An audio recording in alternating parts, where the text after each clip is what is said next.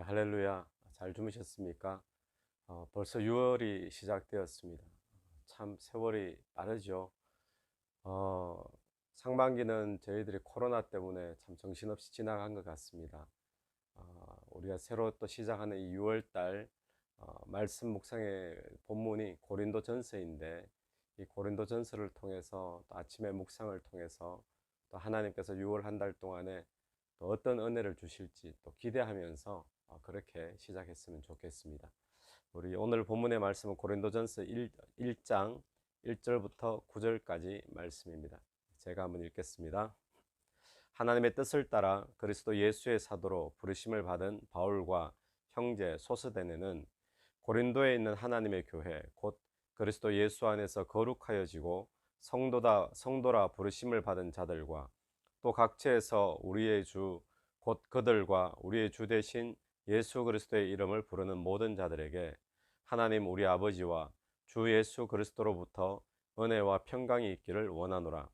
그리스도 예수 안에서 너희에게 주신 하나님의 은혜로 말미암아 내가 너희를 위하여 항상 하나님께 감사하노니 이는 너희가 그 안에서 모든 일 곧 모든 언병과 모든 지식의 풍족함으로 그리스도의 증거가 너희 중에 견고하게 되어 너희가 모든 은사에 부족함이 없이 우리 주 예수 그리스도의 나타내심을 기다림이라. 주께서 너희를 우리 주 예수 그리스도의 날에 책망할 것이 없는 자로 끝까지 견고하게 하시리라. 너희를 불러 그의 아들 예수 그리스도 우리 주와 더불어 교제하게 하시는 하나님은 미쁘시도다. 아멘. 예, 오늘 고린도전서 본문을 시작하는데, 이 고린도전서는 사도 바울이 고린도 교회에 보내는 첫 번째 편지가 고린도전서의 편지입니다.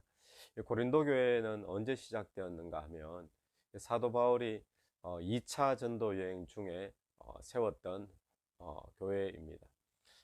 고린도에 1년 6개월 정도 이렇게 머물면서 또 교회를 잘 세우고 또 그리고는 이제 2차 전도 여행을 마치고 바울이 돌아왔다가 3차 전도 여행 중에 에베소에 머물러 있는 동안에 이 고린도 교회의 소식을 듣고 또 고린도 교회에 관한 또 편지도 읽고 하면서 이 고린도 교회에 바울이 어떤 내용을 좀 적어서 보내야 되겠다 해서 첫 번째로 보낸 편지가 이 고린도 전서의 편지 내용입니다.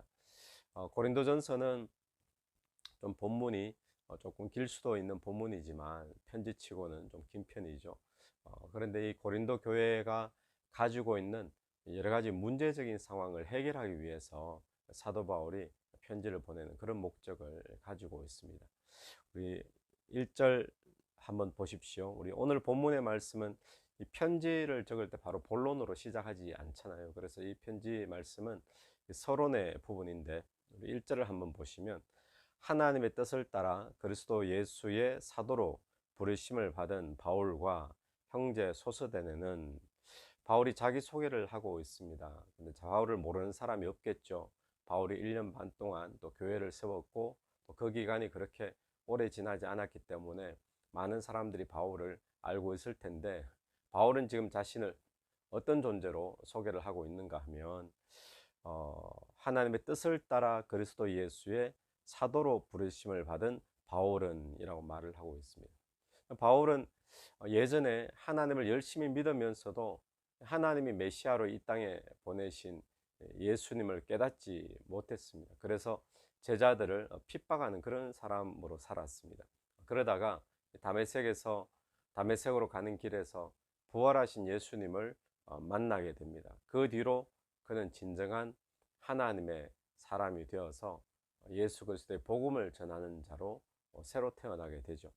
이런 자신을 돌아봤을 때 바울은 자신이 사도로 부름받아서 복음을 전하고 있다라는 이 사실이 자기의 의지가 아니라 하나님의 선하신 뜻이었고 또 하나님의 부르심이었다라고 자기의 정체성을 그렇게 지금 해석하고 고백하고 있는 거죠. 바울은 그래서 예전에는 핍박자로 살았지만 지금은 사도로 또 복음을 전하는 하나님의 사람으로 바울은 그렇게 살고 있습니다. 그럼 바울의 부르심은 사도였습니다. 오늘 우리가 이 아침에 한번 묵상해야 될 것은 남의 부르심에 우리가 그렇게 관심을 둘 필요는 없잖아요. 바울의 부르심 사도였다라는 거 우리가 기억하는데, 그렇다면 이 바울의 부르심은 사도였다면 하나님께서 저와 여러분을 구원하셔서 나의 부르심은 과연 무엇일까? 여러분은 혹시 하나님께서 여러분을 어디로 부르셨는지, 또 어떤 일로 주님께서 여러분을 부르셔서 또 사용하시기를 원하시는지 혹시 알고 계십니까? 오늘 이 아침에 우리가 한번 묵상해 봐야 될 것은 나의 부르심은 과연 무엇일까? 바울은 하나님께서 사도로 부르셨는데 과연 내가 이 땅에 살면서 또 골드코스트에 살면서 나의 부르심은 과연 무엇일까? 우리가 어떤 삶이 바빠서 혹시 생각해 볼 그런 기회가 없었다면 이 고린도전서 우리 1장을 시작하면서 과연 나의 부르심은 무엇인지 한번 짧게라도 고민하고 주님 앞에 기도하고 묻고 또 발견할 수 있는 그런 시간이 되었으면 좋겠습니다. 2절에서는 이 바울이 먼저 이 편지를 받게 될 고린도 교회를 축복하는 내용이 나옵니다. 여기서 바울이 고린도 교회를 축복하면서 교회가 어떤 존재인가라는 것을 우리가 이 내용 속에 발견을 할 수 있는데, 2절에 보니까 고린도에 있는 하나님의 교회 곧 그리스도 예수 안에서라고 이렇게 시작하죠.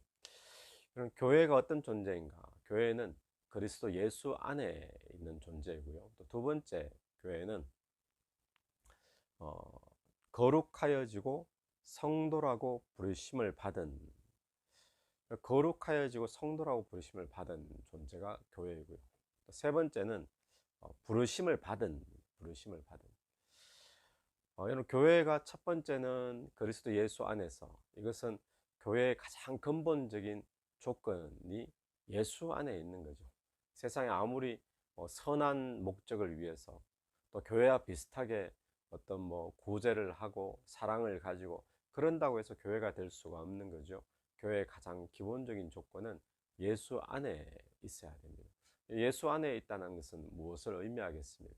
저와 여러분이 그동안은 외인이었지만, 약속에 대하여 이방인이었지만 우리가 예수 그리스도를 믿음으로 약속 안에 들어온 자가 되었듯이 예수를 믿는 것, 이것이 예수 안에 들어오는 거죠. 가장 기본적인 교회의 조건입니다. 두 번째는 거룩하여지고 성도라 부르심을 받은 자들 그랬는데, 두 번째 교회는 어떤 존재인가 했을 때, 교회는 거룩하여진, 그래서 거룩한 무리들이라는 뜻의 성도라고 부르심을 받는 그런 존재가 교회라는 것이죠. 거룩이 그럼 뭐겠습니까? 거룩이 뭐죠? 영어로 홀리라고 이야기하는데, 거룩이라 하는 것은 구별되었다라는 뜻이지 않습니까? 저와 여러분이 거룩하여진 존재, 세상 가운데 살고 있지만, 세상 속에 있지만 그렇지만 구별되어 있는 그런 존재라는 것이죠. 성도는 그렇게 구별된 존재를 말하고 있습니다. 그리고 부르심을 받은 자들 그랬는데, 이것은 무엇을 말하죠? 누구에 의해서 부르심을 받았겠습니까? 하나님에 의해서 부르심을 받은 자들. 그래서 교회는 어떤 존재인가? 교회는 무엇인가 했을 때, 교회는 그리스도 안에서 구별된, 그래서 성도라고 불림을 받는 그런 자들이 하나님께 부르심을 받아서 있는 그것을 교회라고 이야기하는 거죠. 여기에 또 하나 덧붙여서 바울은 이렇게 본문에서 표현을 하고 있습니다. 또 2절 하반절이죠. 또 각처에서 우리 주 곧 그들과 우리의 주 대신 예수 그리스도의 이름을 부르는 모든 자들에게, 예수 그리스도의 이름을 부르는 모든 자들, 이것이 교회라는 것입니다. 교회는 건물이 아니고, 교회는 빌딩도 아니고, 교회는 성도가 곧 교회가 되는 거죠. 근데 이 성도는 어떤 성도이냐? 성도의 이름 뜻 그대로 구별된 존재입니다. 저와 여러분이 세상 속에 교회가 여러 건물들 속에 교회가 있고, 또 성도들이 여러 사람들 속에 한 사람으로 살아가고 있지만, 그 중요한 것은 하나님은 우리를 거룩한 존재로 부르셔서 세상 가운데 지금 두셨는데 그것이 곧 교회다라는 것을 이 본문을 통해서 보게 되어지죠. 여러분, 예수 그리스도를 저와 여러분이 믿는 줄로 믿습니다. 예수님이 어, 예수님의 피값을 주고 하나님께서 우리를 하나님의 자녀 삼아 주셨죠. 그렇기 때문에 우리가 세상 속에 살고 있지만 세상과 구별된 존재로 부름받은 존재다라는 사실을 기억하면서 세상 방식대로 살지 않기를 바랍니다. 그것이 교회입니다. 또 구별된 방식으로 살아야 되는 것, 그것이 교회이죠. 그래서 직장을 다니더라도 남들은 다 저렇게 산다 할지라도 나는 어떻게 살아야 될까요? 구별된 방식으로 사는 겁니다. 세상에 많은 학부형들이 자식을 이렇게 키운다 할지라도, 교육한다 할지라도 성도인 나는 구별된 방식으로 교육을 하는 거죠. 또 사업장도 마찬가지입니다. 사업장 운영을 어떻게 하는가?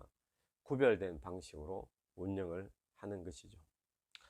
4절 이하에서는 이 고린도 교회의 어떤 특징들이 나오고 있는데, 이 고린도 교회는 하나님의 은혜를 참 많이 경험한 그런 교회임을 오늘 짧은 본문을 통해서도 보게 됩니다. 4절에서는 바울이 먼저 이 고린도에게 주신 하나님의 은혜에 대해서 감사한다라고 이야기를 하죠. 그리고는 5절에서 구체적으로 어떤 은혜가 임했는가, 구체적인 감사의 이유가 나오고 있는데, 5절에서 7절까지의 내용인데요. 거기에 보면 말과 지식으로 예수에 대한 증거가 참 많았다라는 한 가지를 보게 되어지고, 두 번째는 성령의 다양한 은사들이 부족함이 없이 많이 나타난 교회였다. 그러니까 이건 어떤 교회인가 하면 쉽게 말하면 이런 교회죠. 말씀이 풍성한 거예요. 그리고 말씀이 부족함이 없습니다. 그래서 많은 고린도 교회의 성도들은 말씀과 말씀에 대한 지식으로 예수 그리스도에 대한 증거를 많이 하는, 말씀이 풍성한 그런 교회였고, 두 번째는 성령의 은사도 풍성한, 다양하게 나타나는 그런 교회였다. 여러분, 이런 교회가 오늘날 있다면 여러분 좋은 교회로 보겠습니까? 아니면 뭐 어떻습니까? 좋은 교회죠. 좋은 교회의 모습이 틀림이 없습니다. 말씀도 풍성하고, 그것 때문에 예수에 대한 증거도 풍성하고, 그리고 성령의 은사도 부족함이 없이 나타나고 있습니다. 그러면 이런 교회면 문제가 없어야 되잖아요. 그런데 이 고린도 교회는 문제가 많았습니다. 그래서 바울이 이 편지를 적은 목적이 무엇이라고요? 고린도 교회에 있는 문제 상황을 해결하기 위해서 바울이 이 편지를 적게 되는 것이죠. 그럼 오늘 또 교회는 문제가 많습니다. 아무리 좋은 교회다 할지라도 그 안에 문제가 있고요. 또 성도도 마찬가지죠. 모든 은사가 풍성하고 말씀이 풍성하고 그럴지라도 교회와 성도 안에 문제는 여전히 많죠. 왜냐하면 이 땅에 있는 존재는 완전할 수가 없습니다.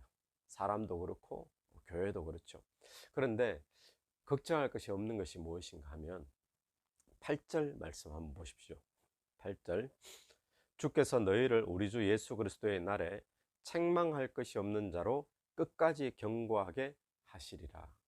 좋은 교회인데도 불구하고 책망할 것이 고린도 교회에 지금 있잖아요. 문제가 있잖아요.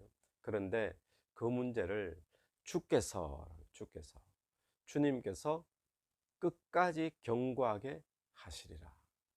주님께서 이 고린도 교회의 머리이신데, 주님이 주 예수 그리스도의 날에 책망할 것이 없는 자로 끝까지 견고하게 하신다. 주어가 주께서죠.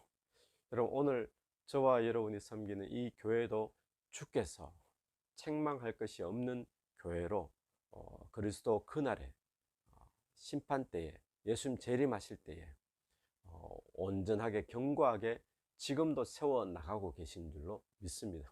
누가 그렇게 하신다고요? 주께서. 우리의 인생은 어떨까요? 저와 여러분의 삶도 마찬가지입니다. 우리가 은혜도 있고 말씀도 있고 성령의 은사도 있지만 내 자신을 돌아보면 여전히 책망할 것이 있고 문제투성이의 모습이지만, 그러나 내 안에 계신 주께서 그리스도의 날이 이를 때에 책망할 것이 없는 자로 저와 여러분을 견고하게 세워주실 줄로 믿습니다. 그래서 주님, 오늘 또 내 삶을 책망할 것이 없는 자로, 나의 모든 문제를, 나의 모든 책망거리를 하나하나 고쳐주시고 다듬어 주옵소서. 그런 기도가 있게 되길 바라고, 그런데 그러기 위해서 우리는 무엇을 해야 될 것인가? 그게 9절의 말씀이죠. 9절을 보십시오. 너희를 불러 그의 아들 예수 그리스도 우리 주와 더불어 교제하게 하시는 하나님은 미쁘시도다. 우리를 교회로 부르셨잖아요. 교회로 부르셔서 뭘 하게 하시는가 하면, 우리 주 예수 그리스도와 교제하게 하시는 하나님은 미쁘시도다.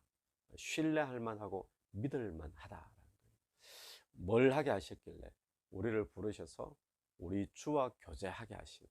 여러분, 오늘 우리의 삶이 부족한데, 성령의 은사가 있어도 부족하고, 또 말씀이 있어도 부족하고 허점투성이인데, 그런데 그런 존재를 할지라도 주와 계속 교제를 나누다 보면 어떻게 되어질까요? 책망할 것이 없는 자로 견고하게 주님께서 세워주시는 은혜가 있을 줄 믿습니다. 여러분, 우리 스스로를 보면서 나는 참 부족하고 또 허점투성이고 또 책망할 것이 많고 또 그렇게 느껴지는 사람 특별히 있다면, 주님과 교제를 더욱더 붙잡게 되기를 간절히 바라고, 그래서 주님과 교제가 더욱더 튼튼해져서 우리의 삶의 문제와 또 허점들, 책망거리들이 보완되어져서 하나님 앞에서 견고하게 세워져 나가는 그런 우리의 교회가 되길 바라고, 저와 여러분의 삶이 되기를 간절히 축원합니다. 기도드리겠습니다. 하나님, 은혜를 감사합니다. 하나님, 오늘 우리의 삶에 교회로 주님께서 우리를 불러주심을 감사를 드립니다. 하나님, 이 땅에서 구별된 자로 살 수 있도록 도와주옵소서. 세상 방식대로 살지 말게 하시고, 구별된 방식으로 사업장을 운영하며, 구별된 방식으로 직장을 다니며, 구별된 방식으로 공부를 하며 하나님 앞에 삶을 사는 저희들 되길 간절히 원합니다. 하나님 말씀이 있고 또 성령의 은사가 있다 할지라도 내 삶은 여전히 부족함 투성이고 책망받을 허점 투성이인데, 하나님 무엇보다도 주님과 교제를 깊이 나눌 수 있도록 인도해 주시옵소서. 그래서 우리의 부족함이 주님 오실 날 때까지 견고하게 책망할 것이 없는 자로 세워지기를 간절히 원합니다. 주님 앞에 의탁드리며 예수님 이름으로 기도드립니다. 아멘. 오늘 하루도 예수 이름으로 승리하시는 복된 하루 되기를 간절히 바랍니다.